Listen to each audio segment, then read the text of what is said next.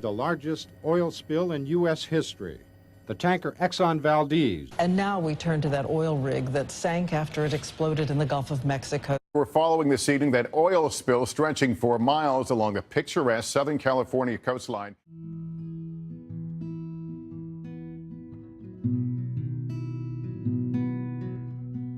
The U.S. Department of Commerce estimates that as many as over 105,000 birds, 167,000 sea turtles, and 51% of the area's dolphin population died due to the Deepwater Horizon oil spill. But the effects of an oil spill don't stop with just one generation. Studies have shown that the toxins in petroleum impact an ecosystem for decades. In fact, in 2008, organisms such as crabs, mussels, and marsh grass in Wild Harbor, Massachusetts, were still found to have lower biomass and slower growth rates from an oil spill that happened in 1969, almost 40 years prior. The main toxins in petroleum are polycyclic aromatic hydrocarbons, known as PAHs. PAHs are not only carcinogenic, but also have been shown to affect the DNA and development of embryos, causing organisms to be born with cranial, spinal, and heart abnormalities. PAHs do not easily dissolve into water. The toxins can travel long distances to the bottoms of rivers and lakes as they stick to solid particles, allowing PAHs to contaminate soil. Because PAHs can bioaccumulate in plant tissue, the PAH content of plants can be many times higher than the content of PAHs in the soil or water. Furthermore, the impact of an oil spill spreads thousands of miles beyond the disaster. Pelicans migrate over 1,000 miles to Minnesota during the winter, and PAHs were found in about 80% of the eggs laid there due to the Deepwater Horizon spill. The spill also caused enough bleaching and tissue loss in deepwater coral reefs to cover an area 3 times larger than Manhattan. People living in communities contaminated by PAHs can be exposed through contact with polluted air, water, and soil. The 50,000 people involved in spill cleanup suffered from severely damaged lung tissue and irritated skin. Furthermore, the economic fallout surrounding an oil spill is massive to say the least. Like many other fishermen in the area, Louis McCain's family business fell apart due to the loss of fish in the Louisiana coast after the Deepwater Horizon oil spill.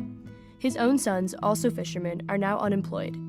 He estimates that he has $300,000 invested in his company.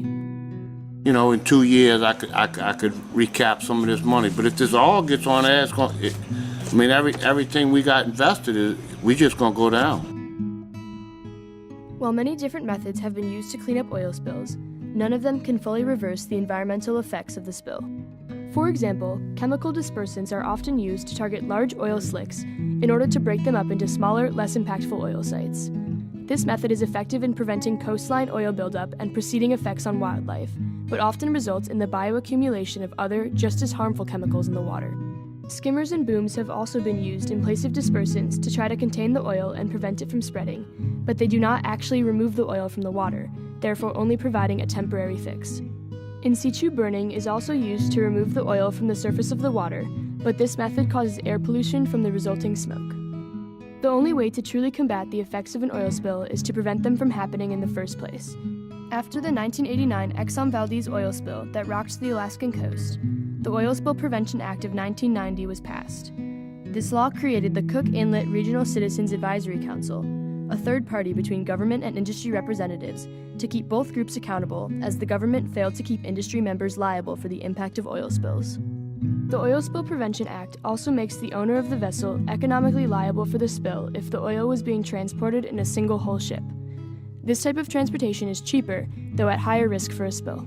Though the Oil Spill Prevention Act increases the incentive for companies to use safe methods, it is not perfect. A new bill was introduced to Congress on January 9, 2017, called the Marine Oil Spill Prevention Act. It improves the Oil Spill Prevention Act by creating a Gulf Coast Regional Citizens Council that gives a voice to those living in the coastal communities around the Gulf Coast. This new law would also make any owner of oil responsible for their spills, regardless of what type of vessel the oil is being transported in. If this law is passed, the occurrence of oil spills would be greatly reduced. It would also hold those responsible for the spill accountable for their actions and would encourage a community that works together for the greater environmental good. If we can keep oil drilling and transportation practices safe, the use of oil would be much more sustainable.